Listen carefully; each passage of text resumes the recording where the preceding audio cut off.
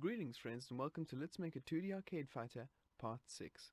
In this video I'm going to show you how to do throws, or grabs, or grapples, or whatever you prefer to call them. Okay, the first thing we're going to do is get rid of our old little puppet there, and we're going to work on our original guy over here.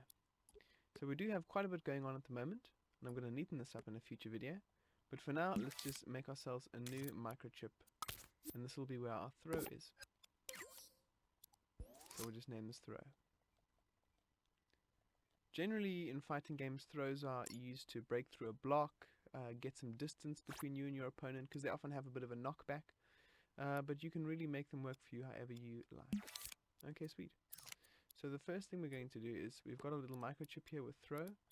Then what we're going to do is, in the main area, in the main sort of canvas, if you will, we're going to put down a tag. And this tag we're going to call P1, which stands for player 1. And this is just for differentiating between our player 1 and our player 2. We're going to move the bauble just so that it's kind of in around the central chest position.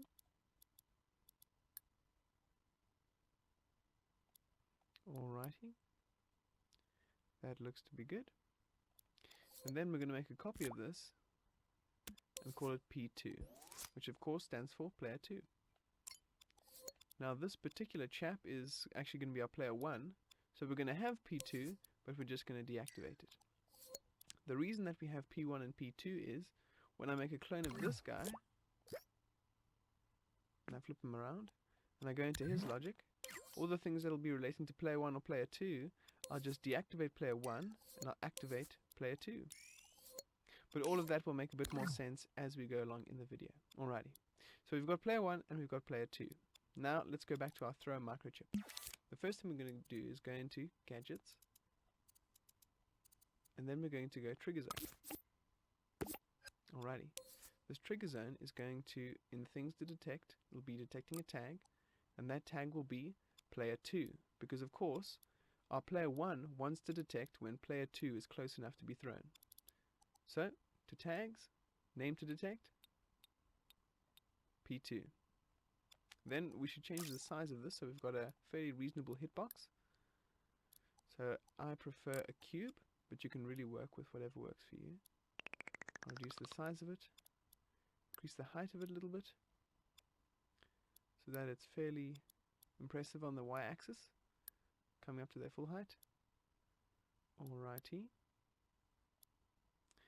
Then we can make it pretty far back even. We can make it so that, overlap with the character so that if your enemy is rather close, you'll still be able to grab them. But don't make it too far forward. I've got a little bit too far forward at the minute, because you don't want the grab to be able to, grab them from out of nowhere. You want it to be like fairly reasonable and fairly close for a throw to work. If anyone knows throws in Street Fighter, you'll know like missing throws because of not being close enough. Alrighty, so we've got our detector, which is going to detect when player 2 is there. Just another tip is, you can make the Z axis quite long. Doesn't make too much of a difference, but it just ensures that you won't get any sort of glitches because the characters are slightly misaligned. Okay, sweet. Then, the next thing we're going to do is create ourselves a little timeline.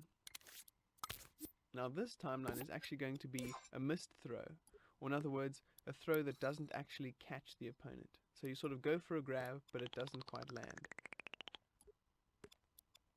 So we're going to start with a keyframe, just a default one, that's fine as it is. And let's put in another, we'll only need 2 or 3 keyframes for this.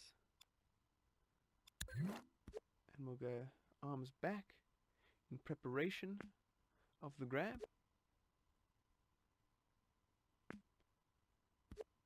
Wow.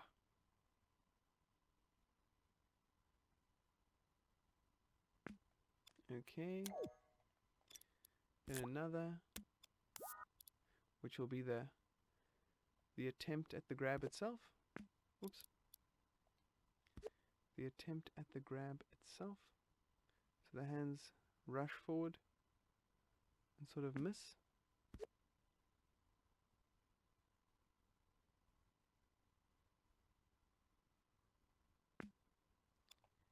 if you catch my drift here. We can add in more keyframes if it's not quite working. Hurrah! That's not too bad. Doesn't have to be amazing. In all these videos we're just trying to get the basics of it. And you can make it as fabulous as you desire. Hurrah! Hurrah! So there, he kind of goes for a grab, but he misses. Okay, cool. And this is going to work. This is going to be the missed throw or missed grab. Alrighty. We're going to go into its tweak menu, playback mode, set that to once. Then we're going to copy this one, and we're going to rename it. You can call it throw, or throw landed, throw hit, throw successful. And this one is going to be where our juiciness comes in. Okay, cool. So we can make this a bit longer, maybe about 3 seconds. Now we can delete this, and we can edit this one. So it's going to be the same in the beginning. They go for the throw. Sorry, I'm a little bit off center here. They go for the throw. But in this one, we're going to make it different. We're going to make it so that they actually land it. And this throw is going to be one where they grab them by the neck. Or you can make it by the shoulder. Or you can do whatever. If you want to do a nice judo throw, you can do that too. It'll be a little bit more complex, but definitely not impossible. Alrighty. So here we will have a nice grasp on our opponent. Adjust that as you need. Okay, sweet. Then, at the same time, we've got our nice keyframe here, which is where the grasp happens, or the throw is, the grab is successful. The next thing we're going to want to do is to go to gadgets, sensors and input, and put down another tag. And this one is going to be, you can call it whatever you want, but I'm gonna, for the sake of specificity, say grabbed by P1. It's a long name, but I like to be specific, just so that we can understand what's cracking here. So the grabbed by P1 tag means when this tag is detected, then P2 is going to say, okay, when grabbed by P1, something is going to happen. And that's just going to make it so that when you grab, it's not just like an attack that's happening, but it's actually going to be a grab and the person won't be able to move. But more on that as we carry on. Alrighty. So, there we go. We've got the grab. We'll put it there for a bit, so that, hurrah! So they grab, and then the hands stay there. Then we're going to do a little bit of business here. We're going to add in some knee kicks, I think. So the person, our little grabber, is going to do a bit of a lean back. Prepare their knee for a swift knee strike. And then very soon after, we'll come up again. You can maybe do a little bit of a tilt of the body, so that there's a bit more power, feeling of power and reach. There you go. There you've got a rather vicious knee attack. So they grab and they go shwa. There's a nice knee.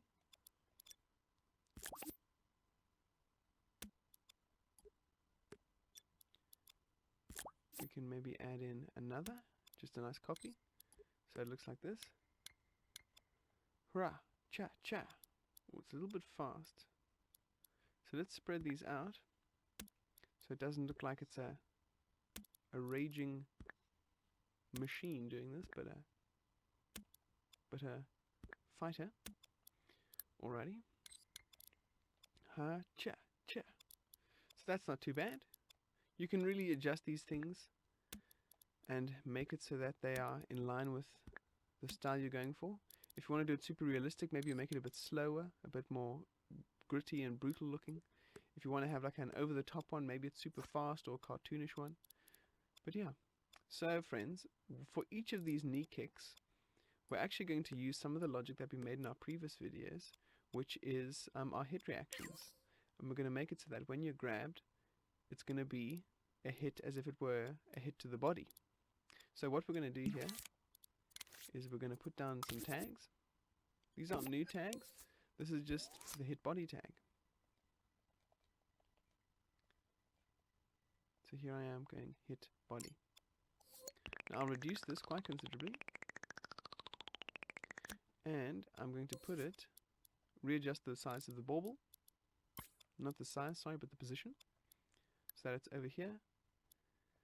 And we've already got the hit reaction built into our puppet, so they're going to actually react to that without us having to do anything else. If you haven't seen my hit reaction video, I do suggest you check it out. The logic basically works like this. When a hit is landed, we have a tag that shows up. That tag is detected by our puppet, and then they have a little animation of them sort of flinching to the attack. There you are. And of course, we've got a little reaction, but we also want to have a bit of damage, do we not? So to do some damage, that's super easy. We just go to a health modifier, and we're going to do something like this. Just plop it down. Perfect it. You can make it quite small, and you can also just adjust the zone where it is. If you want to adjust the zone, you go modify type per hit, modify mode, sorry, per hit, modify type zone, and then you can reduce that so that it's over here. Alrighty. And you don't want to hurt yourself, so you'll go labels, foe. So only foe is highlighted. And then it'll do damage to your enemies. Excellent. Just be warned that if you're doing damage to your foe for player 1, and player 1 is friend and player 2 is foe, then on player 2 you're going to have to make it so that it deals damage to friend. Alrighty.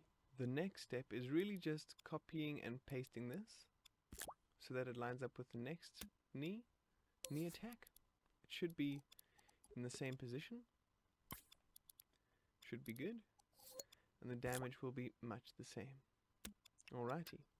Then I think we'll do a final knee attack, and that'll be sort of like a super knee, an even more intense one.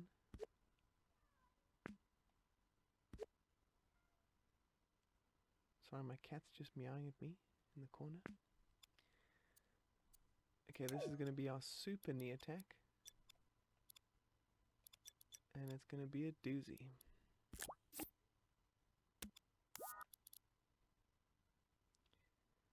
You can even do a kick if you felt like it.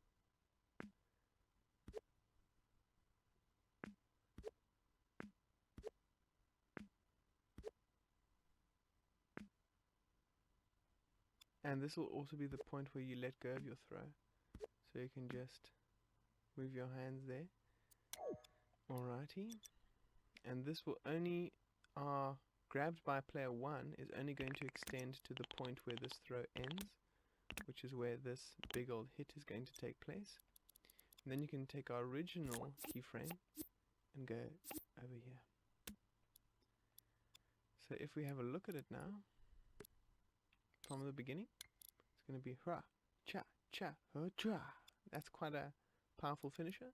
I think we'll also make it so that it lasts for a little bit.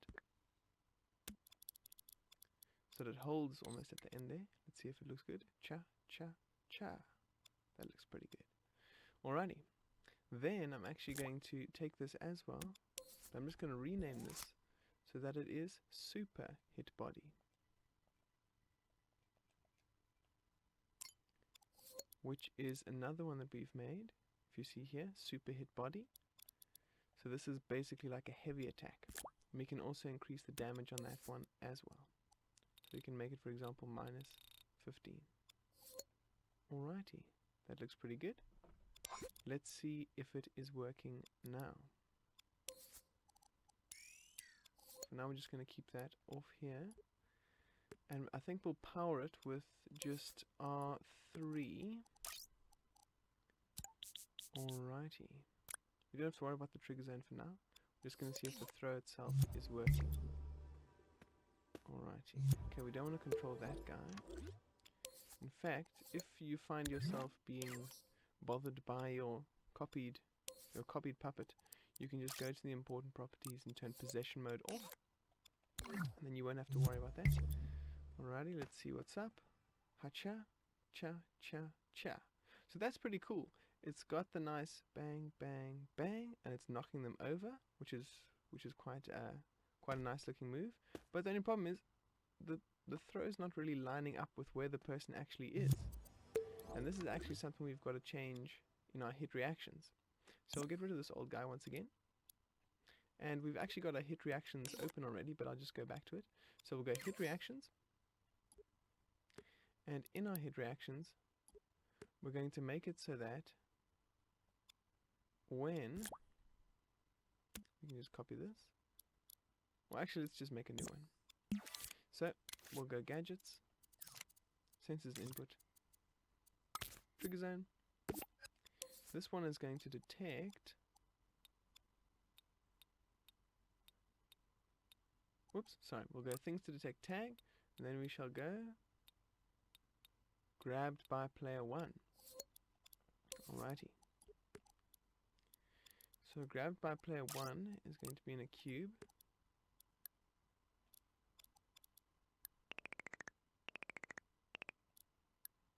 Alrighty. And if it detects the grabbed by player 1, then we're going to see what's what. Let's just double check on our grabbed by player 1. So if we go into throws, we go into our throw, we look grabbed by player 1. If we look at the position of this bauble, it's actually at our feet. And that's not really what we want. What we want is for it to be where our hands are, because this is kind of the grabbing point. So we'll move that nicely to between the hands. You can also call this grab point, player 1 grab point, or something like that. Alrighty. So we're going to make it so that when player 1, or rather when grabbed by player 1 is detected in this particular region, it's actually going to activate a rather cool piece of logic, which is the teleporter. And the teleporter is going to be activated, and it's going to look for what tag? Grabbed by player 1. And the other thing we've got to do is change where the bauble is. At the moment, it's going to be that when you do a throw, it's going to be like holding their butt, basically, which isn't going to be very impressive. So we're going to make it over here by their neck. If you want to do a butt throw, by all means, friends, go ahead. I won't stop you. Alrighty. So that looks to be good. And that's just where you're going to be grabbed. So this is the point that is going to be sort of the anchor point of your teleporter. So if it's moving towards grabbed by player 1 over here, then it's going to talk about which area is meeting grabbed to player 1. So in this case, it's going to be the neck, or the area that's going to be grabbed. Alrighty. And it's going to be for as long as this is detected. But friends, there's a bit of a game-breaking glitch in here at the moment. And that is, of course, that our player 1 has a detector, or rather a trigger zone, that is going to detect grabbed by player 1. And if we look here, that's actually going to be within the region. So it's going to detect his own throw, and he's going to end up throwing himself, which isn't too useful. So what we're going to do is we're actually going to make a second one of these that's going to be grabbed by player 2. So we can do something like this. We have it like this. It'll be just as before. Work the exact same way, except this one's going to be called grabbed by player 2. So we can copy this throw. We can rename this one throw player 1. And this one can be throw player 2. Player 2. So why do we have both of these? It's just so that when we've got player 1, his moves only affect player 2. And when we've got player 2, his moves only affect player 1. So we look into our throw player 1. This looks to be all good.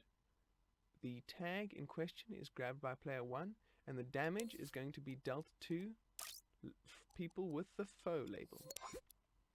For throw for player 2, it's going to be grabbed by player 2, and then the damage is going to be dealt. You can actually select all three of them with X, and then press L1 and square, and it's going to affect friend. So we can check, did it work on all three of them? Looks good there. Oopsie. Looks good there too. Alrighty, so that's just a little trick for you, friends. If you want to change all three simultaneously, you just select them all with X and then go into the tweak menu and it'll affect all three of them. Okay, sweet. So because we've got our player 1 at the moment, we're actually just going to deactivate this. But we'll leave it there so that when we copy this guy and make him player 2, we just need to make the necessary connections. Alrighty. Same situation over here. This one's going to be grabbed by player 2. And then it's going to be teleporting as usual. But of course, this guy is our player 1, so he doesn't need to be grabbed by our player 1, of course, because then he would be grabbing himself. So we can deactivate this. And there we are. So the only I suppose annoying part of this is that you actually have to make it so that for when you copy this guy, that you make a few adjustments to the copy and then you carry on. Alrighty. So let us do just that. Make ourselves a nice copy. And this copy is going to have a few edits done. Namely, they're going to be not a friend, but a foe. That's going to be our first change. The next thing, they're not going to be player 1, but player 2.